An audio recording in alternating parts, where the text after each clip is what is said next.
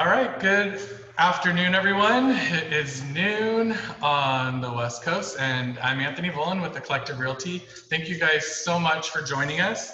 As you know, today's topic is going to be about ADUs and investing your wealth in ADUs. And we have Natalie here with Movement Mortgage, who's going to talk to us about how to finance them, as well as some other really cool loan programs that are out there. Especially how to buy income property with using FHA loans, which is only 3.5% down. So again, I'm Anthony Volin with the Collective. We're super passionate about helping you build your wealth through real estate. This is really, what our main passion is here at the Collective is being an advocate for you and helping you build wealth through real estate. So thank you again so much for being here. Hey. One quote that I just wanted to read off to you guys as we're getting started is 90% of all millionaires become so through owning real estate. More money has been made in real estate than in all industrial investments combined. The wise young man or wage earner of today invests his money in real estate. And this is by a billionaire, Andrew Carnegie. And this still holds true today. This is by far the #1 way to build wealth in this country is through real estate. One stat that I have that came out last year was that the average net worth of a renter is about $2,500, and the average net worth of someone who owns a home is $250,000. And this is based on the same income. So these two people have the same income, yet the net worth of someone who's renting is $2,500. The net worth of someone who's owning is $250,000. So imagine if you're investing in real estate and you have a home and you have a garage that you can convert to an ADU or attach, an ADU to an existing property you already have, or build another structure or even two, depending on your property. These are amazing ways to increase your wealth at a very quick rate, and that's what we're bringing to you today. So again, at the Collective, we're super excited to have you here. We're live on Facebook. We'll be posting this on our YouTube channel, so you can check it out later and share it with anyone you'd like. There's a question tab down at the bottom, so please feel free to use that. I already see a couple questions have come through, so feel free to use that, and we'll definitely answer your questions. Yeah, I think that's good. I'll keep you going with some quotes as we go along. But without further ado, let's get to our main guest, who I'm super excited and grateful to have. I've heard her speak many times, and each time I take something new away from this. So we have Stephanie with Office 42, an amazing architect who's local here in LA, and she's gonna educate us on everything we need to know about ADUs at this time. So Stephanie, welcome, and take it away. I'm gonna unmute and we'll get started. Hi, how you doing? Anthony, again, thank you so much for having me. I appreciate it. Yeah, so we're just a quick knowledge about us. We're Office 42. We're in Cypress Park. We have projects all over LA. We're mission driven. We're becoming a B Corp. We believe in making communities great. So we're doing, ADUs, adding to homes, new housing, commercial projects like restaurants, bars, and also nonprofit work. Just finished a couple shelters with the city of LA. So that's kind of who we are, and love to educate, homeowners and people about what they can do to improve their situation. So ADUs, yeah, I just want to check my time. Like, what's my, how long am I talking for now? Just so I have a sense. About like 20 minutes or so. Okay, perfect. Depending on questions, we can go more if we need to. Yeah. Great, perfect. Okay, so I'm gonna open it up and then I'll share screen. So basically, ADUs, right? So a couple years ago, 3.5 years ago, the city added, a new law, kind of opened up the law from the state. So before that, you couldn't do ADUs. It's really difficult. Basically, you were unable to, there was setbacks in the rear, there were lots of issues. So now in January again, they redid the law again from the state. So basically there's an opportunity to not only do accessory dwelling units, and also junior accessory dwelling units, and also on multifamily properties. So that's the key. And actually parking has become even less of an issue. So so considering that, basically what we're looking at is, you know, you start with either single family homes. You can take that garage, convert it to an ADU. You can add to the house. You can carve out of the house. So junior ADUs are carving out of the existing home, right? So junior ADUs are carving out part of your house. You have a 4-bedroom house. You're going to take 1 bedroom out. You're going to take a bedroom and a bathroom. They still have to have a kitchen, right? But it's not as, it just can be an efficiency kitchen, okay? Same thing for multifamily. It's got to be carved out of the multifamily, but you can do it. So you have a basement, you have a storage room, you have something unused in the existing building. Then you get a junior ADU. What is an efficiency kitchen? Can you say what that is? Efficiency And also, kitchen, I'm not sure if you're sharing the screen yet, but we're not seeing a shared screen yet. Yeah, not yet. Okay. Yeah. Okay, Perfect. great. Let me pull that up. So I just wanted to clarify, that's kind of the difference. Yeah. So the junior is essentially the chance to have 2, right? And so it's part of the existing. An efficiency kitchen means well, let me see, because I'll pull it up because I think I have but basically it doesn't have to be a cook. It can be a cooktop or a plug-in. It doesn't have to be a full oven, a full range. It just can be like a mini fridge, you know what I mean? So it's like more like a bar kitchen version. So let me share screen and I'll show you. But that's really one of the greatest benefits about the new law. Sorry, you don't need that open. So that means that you can have a junior ADU in your house as a basement or top floor and a converted garage. Correct. Amazing. Correct. Yeah, so you can get both. But the garage would have to be separate. So the tricky thing is the junior only works if the next ADU, the proper ADU, is not connected. So it does work for your traditional garage, right? But it doesn't work for an attached garage. So there's definitely nuances to the whole thing. Let me shrink this a little bit so it's easier to see.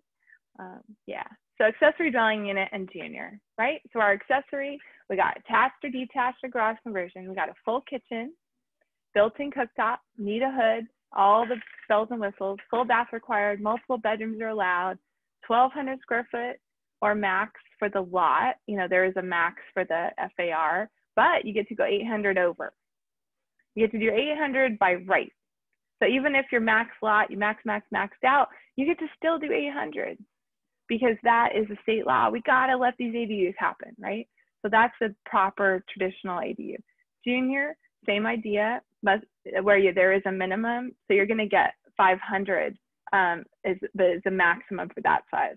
So it must be carved out of existing house or unused area for multifamily. Efficiency kitchen is required inside of this little area you're carving out. The bathroom is not required. So oddly, the bathroom could just be part of the house. It could just be like a room with a little kitchen. And you could still have just a door. It can be connected to the house with a door. So again, it's more like part of your house. You get to rent it. You get to call it a unit. You get to, so basically just, long story short, you have to add an efficiency kitchen, really, if you're doing the minimum. But the 500 square foot is the max for that. So there is a maximum size that they're considering. So there's a California state law, the LA ordinance, California state law. This is basically a chart that the city has put out. And you're gonna fit into, you gotta stay in the column.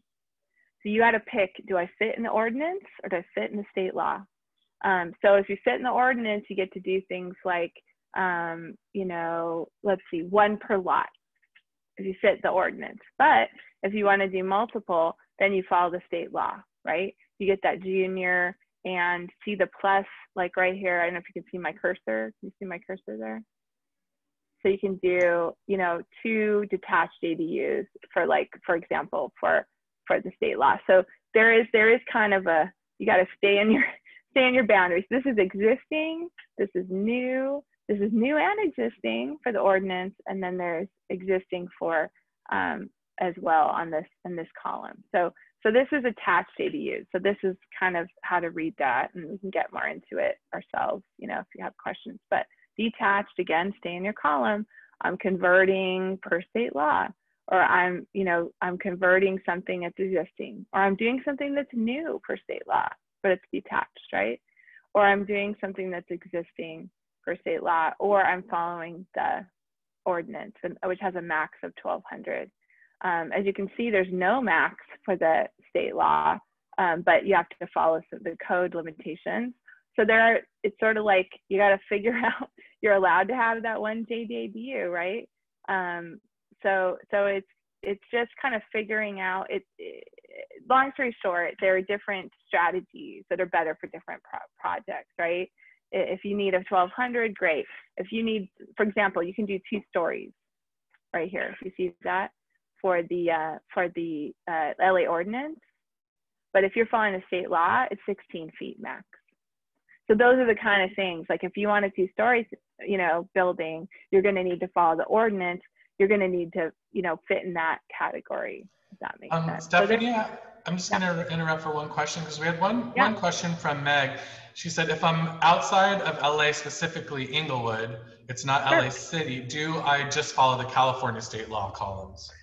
That's a great question. So Inglewood is its own city, I think, right? Yeah. So there's City of LA, there's unincorporated LA, which has its own not only state law, but also its own ordinance. Same thing is happening for every city. So I would double check with Inglewood. We've done projects in Inglewood, not an ADU yet. So I would check if they have an ordinance yet. If they don't have an ordinance yet, and this is January that this came out, then you're following the state law. If they do have an ordinance, you're following that ordinance. So it's really about finding out where are they in their process. South Pasadena, for example, we have a client we're working with, they're voting on it next week. So it just depends on where they are. It's a great question. Yeah. Got it. And again, remember, like Stephanie's job is, she does have this amazing service where you're like, I have this great lot, I have room to build, but I'm not able to interpret all of this information.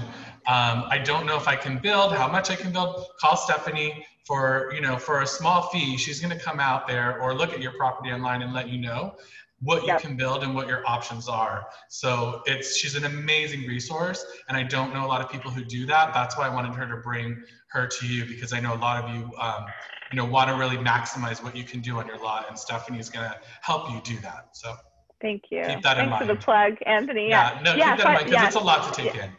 It's a lot to take in. So yeah, let me know, and we can do a 2-hour consultation. We do it all the time. That's a really perfect use of a little bit of money, get a lot out of it.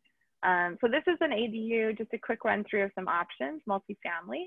ADU, this is a rec room actually above 3-car parking that became an ADU.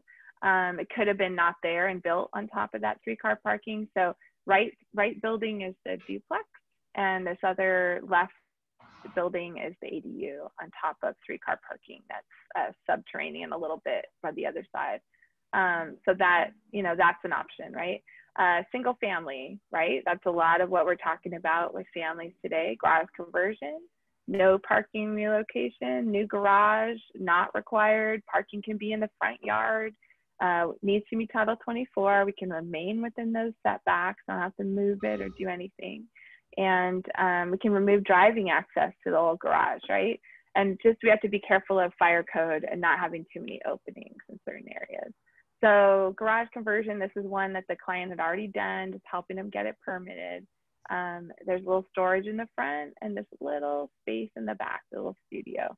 So it's just a matter of we have to do the same drawings for the city no matter what. So just, saying things like low flow toilet, and things that are going to be required, right? So that garage is one option. The second thing that you can do is a junior accessory dwelling unit for single family. So that's attached, right? That's part of that home.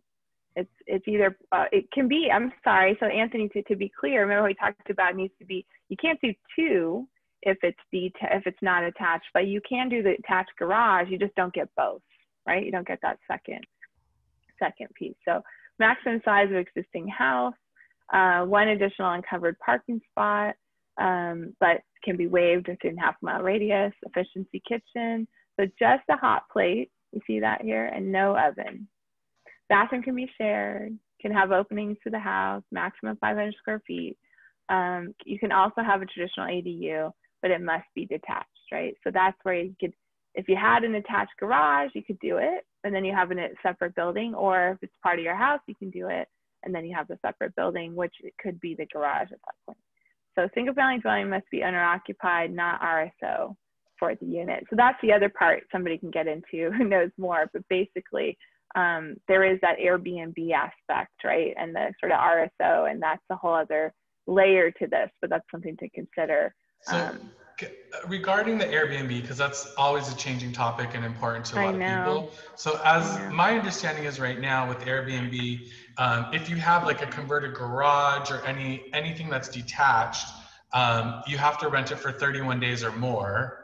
But if you have a junior accessory dwelling unit that's attached to your home, you can rent it for less than 30 days. Is that your understanding? That is what I was told most recently by a client who's working heavily with Airbnb. However, when I approached that to the planning department who's running they actually, I don't know, to be honest, they actually said something very much more confusing and kind of opposite.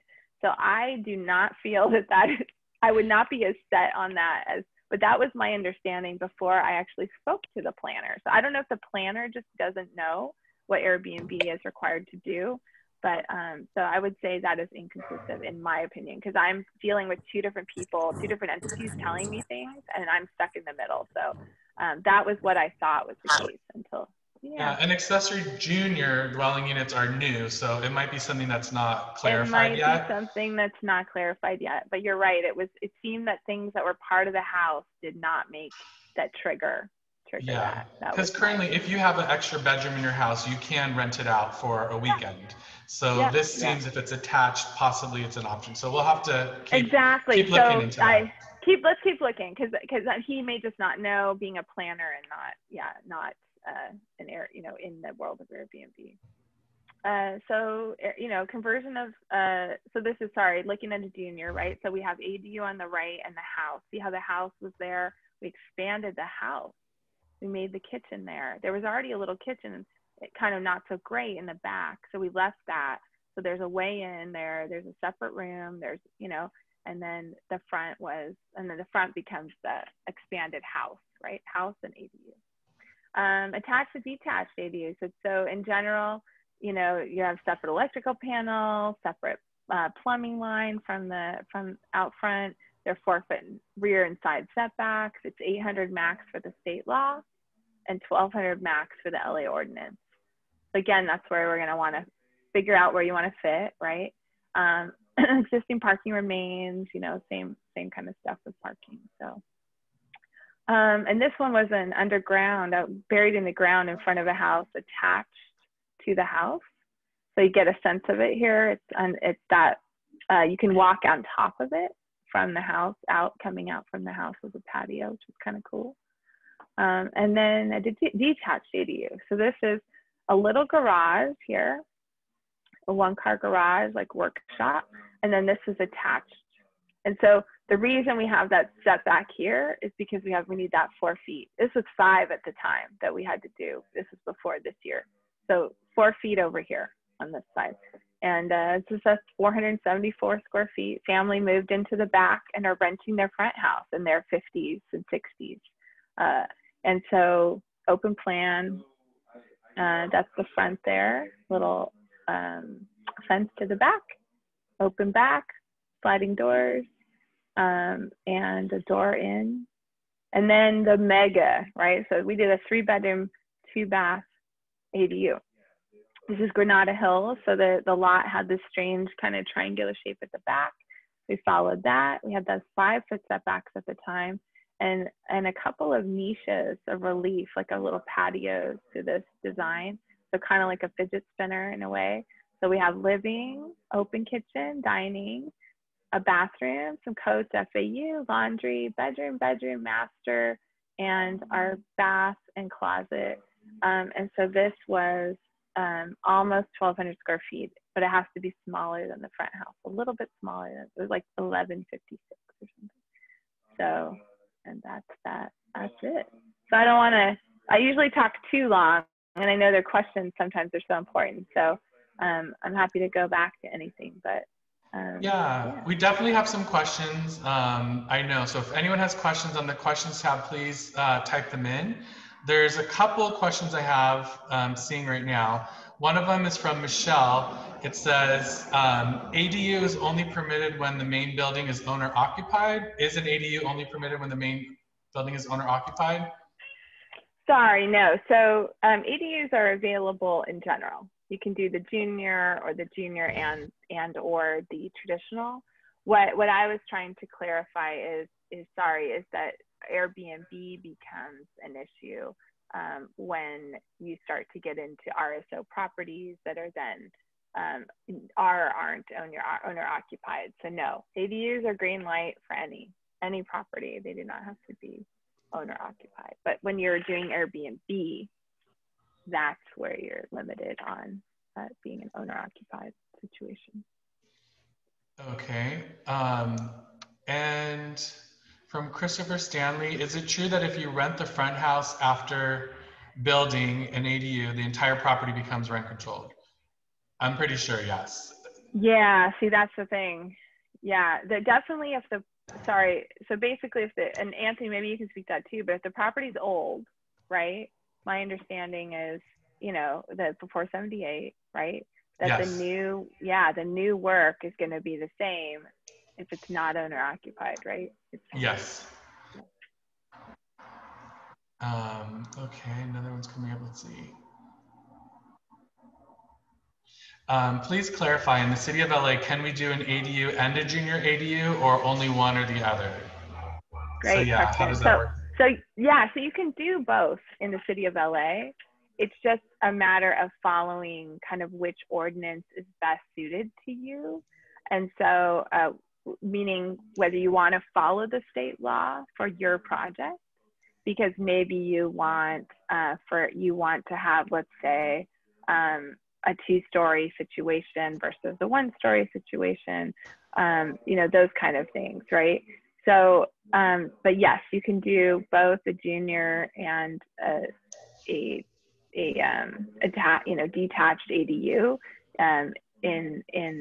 It's not just the city. It's the city has its own ordinance, and the city. So it's like 2 avenues to meet what the city considers a code, if that makes sense. So yeah, yes, you can do. Cool. Any other questions from anyone? So again, Stephanie is such an amazing resource. If you're thinking about doing anything with an ADU, I would highly advise consulting with her first. One question coming in from Dimitri, what is the max square footage an ADU can be, and if it's based on the overall square footage of the main house? So I know you mentioned that, but let's review that again, because that's important for people to kind of just get. Sure. So basically, we're looking here, right? We're looking at the state law, the ordinance, the state law, right? So basically, the state law says you got to let people do 800 minimum. You just got to let that be, or rather maximum, but you got to let them do 800. So what you're doing is you're following the overall FAR or floor area ratio for R2 or RD or any of those higher or unique kind of, even if you have a single family home, you're following that zoning, right? That FAR. Or if you have a single family, then you're either 45% of your lot is your total lot coverage if it's flat, or you're using the hillside ordinance. You're doing essentially a slope band analysis and figuring out how much square footage you're allowed to do. It might be 32.5% of your lot coverage based on your bands and your slope band analysis with the surveyor, which is required. And then boom, you can do, 42.67. Okay, and so that's your max. And so if you can do what you can up to that max. So if you have a 3,000 square foot house and your max is 3,500, that's still your max, and you can go up to that, but you're allowed to go 800 over. Okay, so that's the cheat for now for the ADUs. So you have to be within your overall square footage. It's allowed flat lot, hillside, or it's a little different when you're in like an R2 and RD. It has to do with FAR. So that is still pertinent, but they're letting us go. They're letting you go 800 over for at sort of like to the max over for an ADU with the state law. So that's how that is determined. So even if you maxed out already, you can push it, right? But if you're not maxed and you don't care and you're not pushing it and it's irrelevant, and let's say we follow the city ordinance, the LA ordinance, you can actually do up to 1,200 square feet. So it's like if you follow the state law and you need to, because for some particular reason on your property, you're going to be maxed at 800. But really in LA City, if you're following the ordinance, you can go ahead and go up to 1,200 square feet. And that's your max. But it has to be smaller than the front house because it is accessory. So if the front house is 1,150, it better be 1,149 for that second building. Makes sense. Yeah. Okay, a question from Meg. I heard that ADUs need their own plumbing, but I've also heard that you need to attach the plumbing to the outflow from the main house. Is this true? Yeah, that's kind of exactly it. So if I'm here, let me see if I'll do something real quick I'll do a ZMIS. Let me put in like my house. And if you guys know, ZMIS is your best friend in the city of LA. So if this helps, like here, I have this really funny lot. You guys get to see where I live. Super skinny, super long, very strange, super strange. But let's say we had two buildings or even let's look at the neighbor. Like let's say we had two buildings here, right? So when we're doing the plumbing, if there's a building back here and there's a building here, from our let's see if I can draw. I think I can measure, right? So this is my plumbing for my back building, okay? It's got to go right up here, okay? Can you see that line? It's got to connect 3 feet away, like in front, kind of right at the front of the other building. It's got to go from that house, from that new ADU, separately. Now, it's not going to the street. It doesn't, so that's where it's yes and no. It cannot go to the house. It cannot do this and go to the house. Oh, great, I got plumbing here. Let me just hook up to that. Nope, can't do that. So it has to use a separate line, but not to the street, but all the way to, just to the main line. So like this would be where the main line of the house is, right? So if that's where the main line is, we have to connect out here. And let's say then the main line continues to the street. So sometimes that's $8,000, $10,000, $12,000 to dig from the back all the way up, right down the driveway, for example. Yeah. A lot of people are asking for a copy of the presentation with those charts. If you want to email that to me, then anyone who's registered, whatever email you registered for the Zoom call with, you will get a copy of the presentation. So I'll email everybody that. Definitely. Okay. Thank you. That's yeah, and awesome. I know there's a couple of questions about cost, maybe. Yeah. That I'm seeing now. You want me to address that? Yeah, please go ahead. Yes. So question, what tends to be the most unexpected cost? So first of all, real quick, I'm going to throw some numbers at you. I would say a garage conversion as we see it from zero to a real space is somewhere between 100 to 150,000 plus construction, plus the average contractor, just average area. You're not doing it yourself. You're not getting super, but you're not talking about, Beverly Hills, plus the soft costs, which tend to be another, basically, 20 to 30,000, another 10 to 20% on top of that. Then if you do ground up ADU, we're talking about, again, such a range, but more like 150 to X, 300, 400, whatever, we're doing a whole house at some point, right? So what do you think the most unexpected cost? I think it depends on who you work with. I mean, we try to delve into those right away. like looking at your sewer, looking at your power, looking at those things to understand if you need those, because those are the kind of things that people get caught with, I think, for the most part. Those major upgrades that actually are intrinsic to the project that they were just thinking about. I'm doing this thing I'm over here working on, but I didn't realize I needed to run my sewer the whole way. The one that I would say is fire sprinklers. So in the city of LA, every city, there's a sprinkler threshold for when you need to add sprinklers. But in county, they have terrible water to the fire department. You know, has not great pressure to the hydrants. So if you don't have great pressure, you're upgrading your pressure, your water line to allow for better pressure to account for that. And that can be another cost of a whole upgraded water line. So that would be the one thing I'd say is up in the air, because the fire department has to actually check the pressure. But again, we are getting on board early. We're going to try to get them to check the pressure before you get, through the beginning. And then another question is, if I built or convert the garage and ADU, how does the appraiser appraise the property? I love this question. Do they look for comps with ADU, or they just go off the total square footage? That, in my experience, this is, again, a battle. And maybe, I know, Anthony, you probably face this, and this is something we continue to talk about, but Natalie will be able to address that as well. Please, Natalie, jump in, because what I wanted to share is just that currently we're trying to navigate this on our end for clients by trying to look at comps.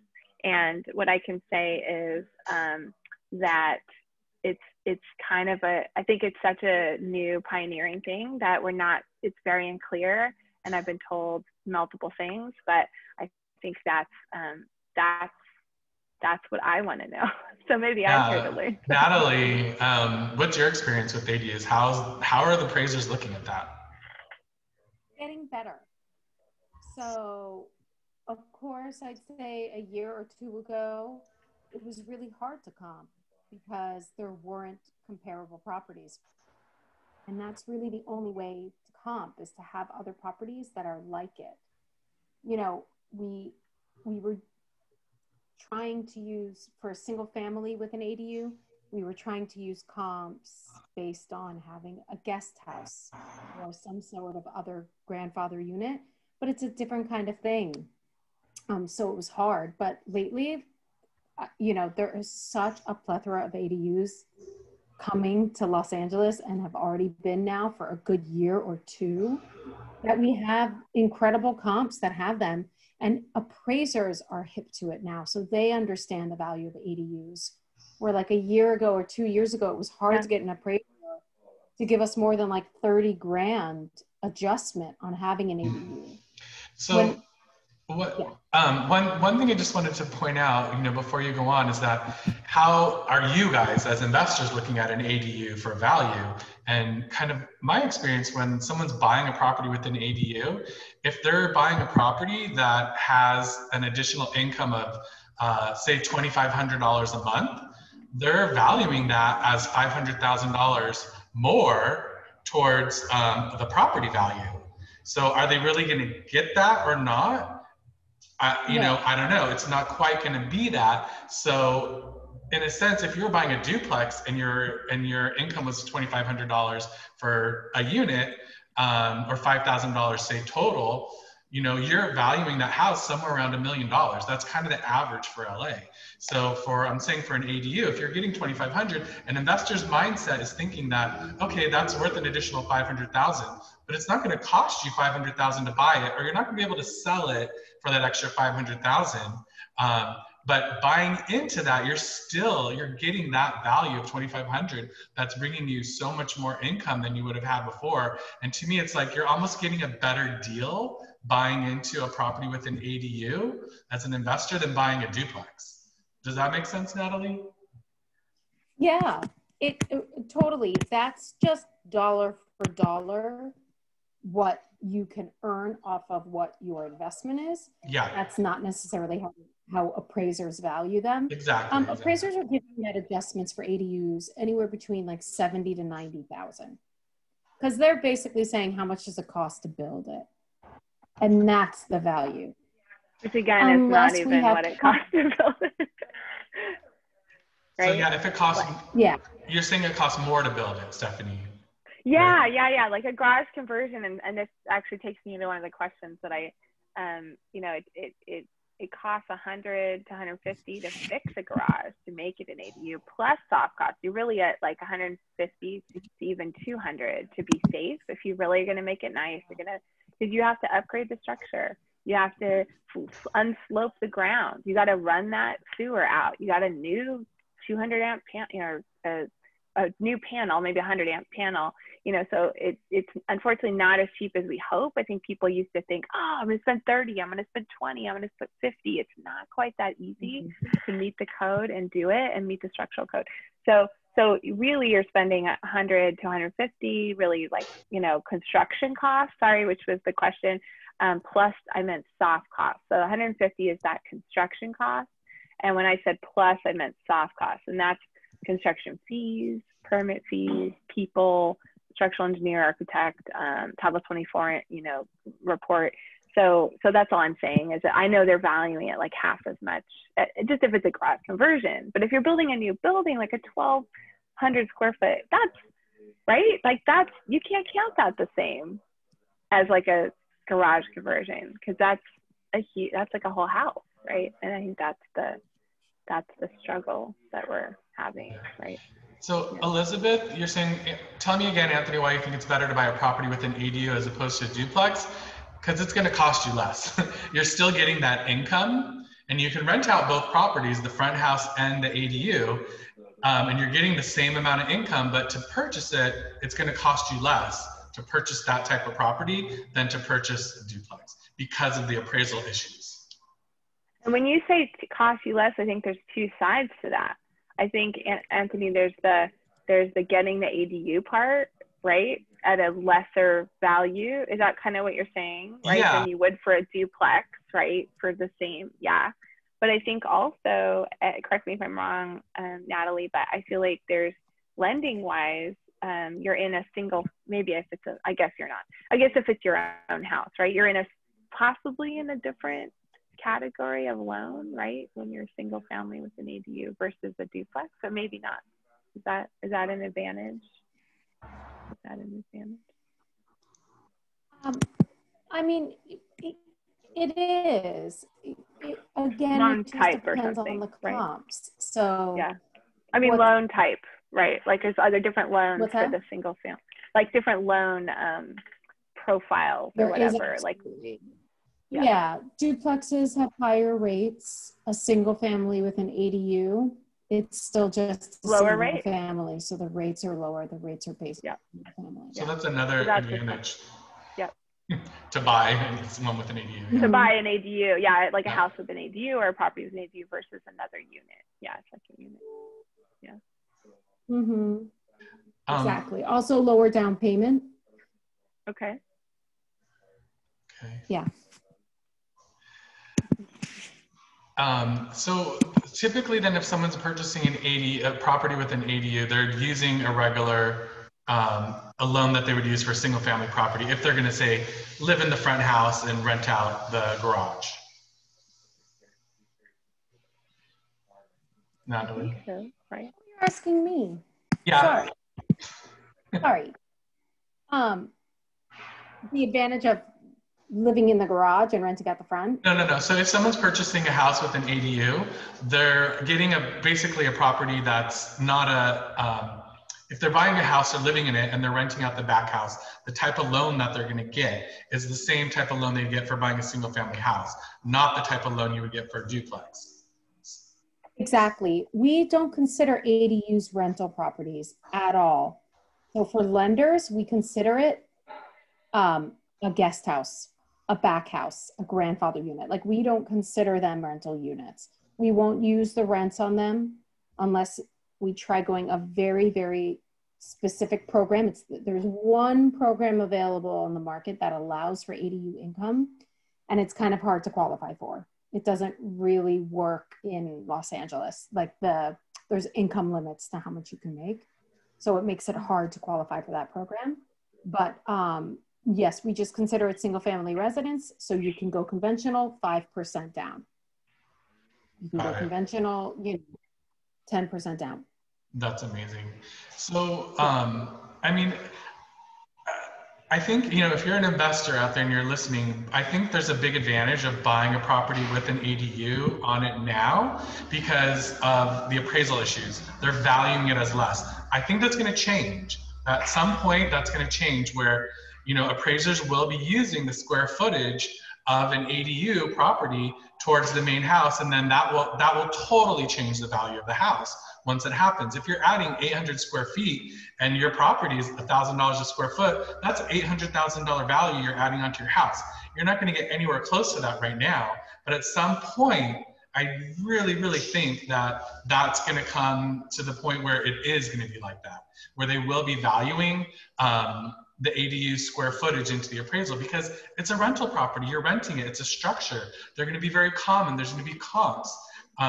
It's going to happen, but it's just not there yet. I already see a push through National Association of Realtors trying to get that to happen. So at some point, I think that will happen. So to me, it's kind of like, it's a great buy to do that now while you still have that, you know, that bonus of getting one for a less price. But if you own a property, there's still many advantages of building one yourself because you're adding on that extra income that you weren't allowed to do before.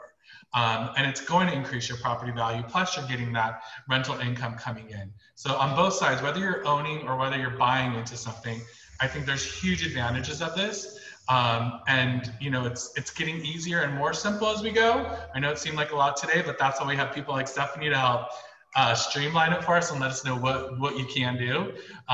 So again, take advantage of that service. I think it's just invaluable. Natalie, is there anything else you wanted to talk about as far as, you know, purchasing a property, say, you know, without a ADU or even with one, maybe a duplex or a triplex with the FHA loan? Because I know there's a lot of people who they're only struggling to getting into real estate right now is saving up for the down payment. They can afford the monthly payments, but that down payment is an issue. So with FHA loans, you're able to get into properties with 3.5% down. So can you just, you know, briefly mention that, how that could possibly work for someone? Sure. So, you know, FHA has a great program when it comes to duplexes. You can still do 3.5% down all the way up to a 980 loan amount. So I had buyers that got in on $1.05 million duplex. They had to put $70,000 down, and we went FHA, which is incredible.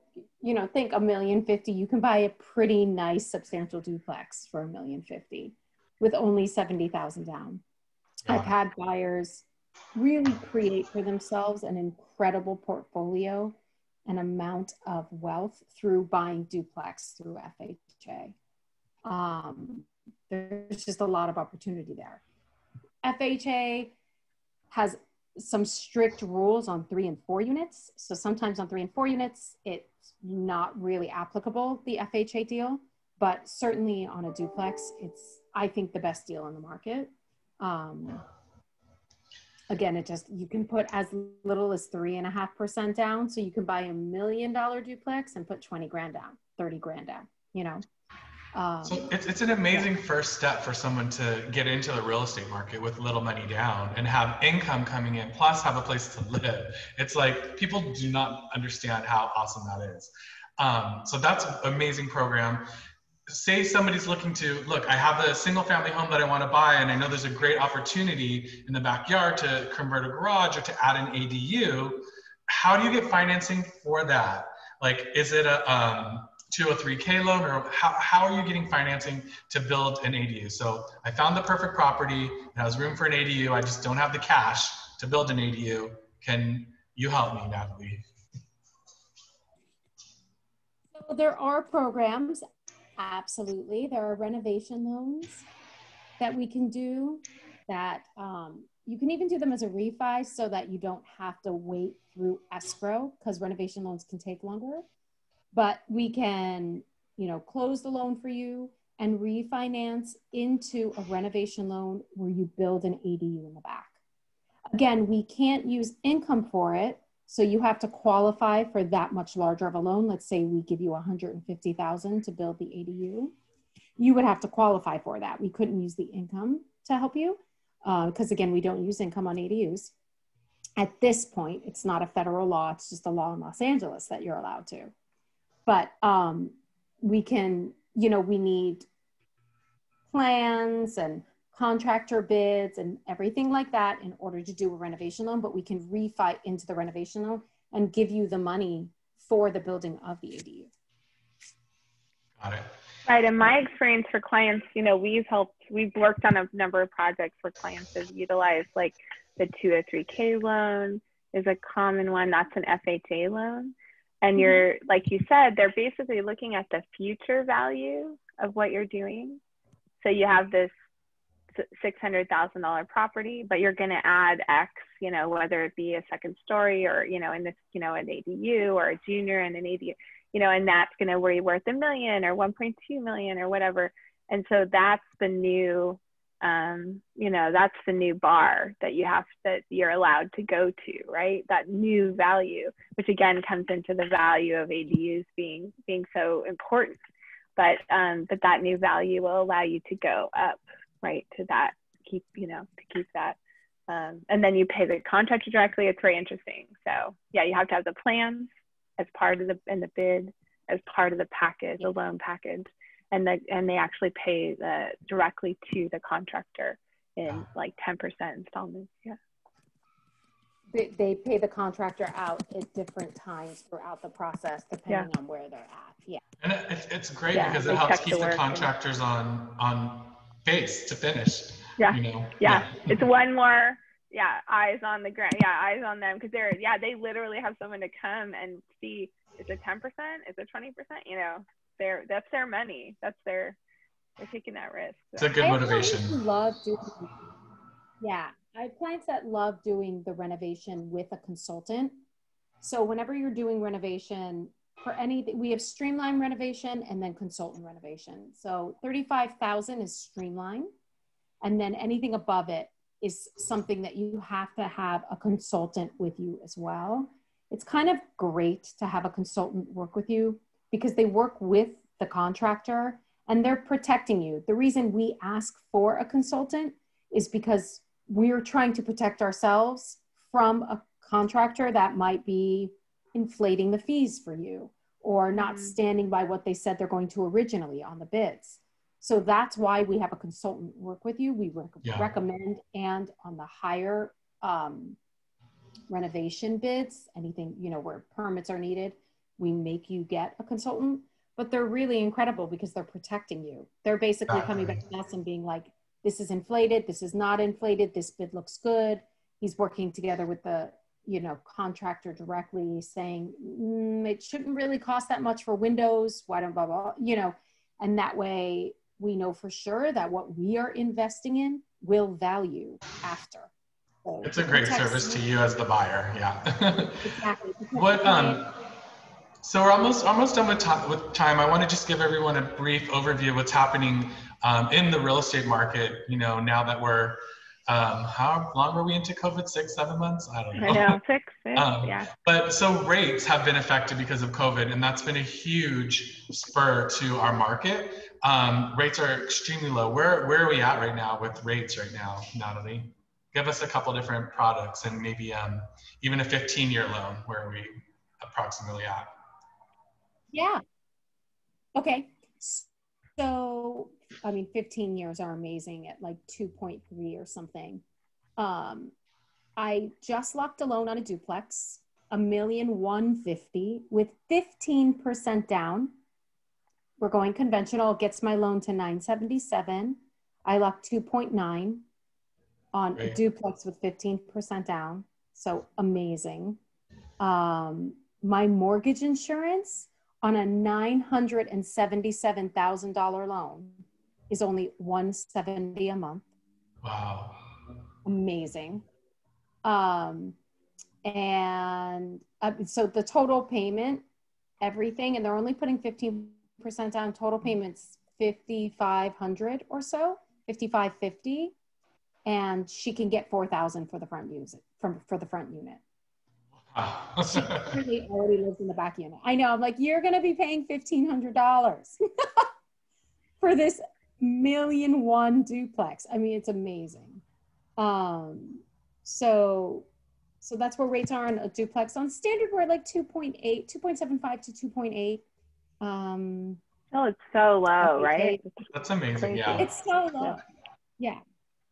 So yeah, take advantage of those rates. I mean, if you haven't refied this year, consider doing that as well, because if you're at a 4.5 or a 4.2 or anywhere around 4, get that refi and save yourself some money. It's pretty simple process to do. So where we're at with the market right now is, you know, we've been in COVID for this time. Interest rates, like we just said, have been affected greatly, where where rates are so low that it's really spurring the market. First-time home buyers, there's a flurry of them. There's so many multiple offers still in many neighborhoods at, you know, anything I'd say under 1.5 million, we're seeing multiple offers and things going pretty quick. Especially properties that are done, updated, ready to go, and, you know, still, as long as they're priced well. We haven't seen prices really come down in anything under 1.5 since COVID. A lot of people thought the market would crash and go down because so many people have lost jobs. The economy is not even close to being as strong as it was before COVID, but we're not seeing it affect real estate values at this point. So values are staying stable. Some areas we're even seeing some slight increase. In the upper end, you know, 2 million or above, yes, things are slowed down. They have been slowing down for the last 2 years. Prices have been at a decline, at a slow decline at the upper end, depending on the neighborhood and price point. But that's been going on, and that's still going on. But right now, over half of the market is first-time home buyers that are purchasing, and they're taking advantage of, you know, these rates that are under 3% and these low down payment programs that are possible, FHA or 5% down or 10% down. So we're seeing a really robust market, a lot of activity. There's very little inventory, so that's been a huge challenge. You know, there's just not a lot to pick from. So if you get into something, you're lucky to get in, take it, start building that wealth now. And like I said at the beginning of this call, remember the net worth of a renter average is $2,500, the net worth of a home is $2,500. And those are two people average in the country that make the same amount of income, salary every month. So that's a huge eye opener that I just want to encourage anyone out there who doesn't own yet. Talk to Natalie, figure out what you need to do to get on a plan to make that happen for you.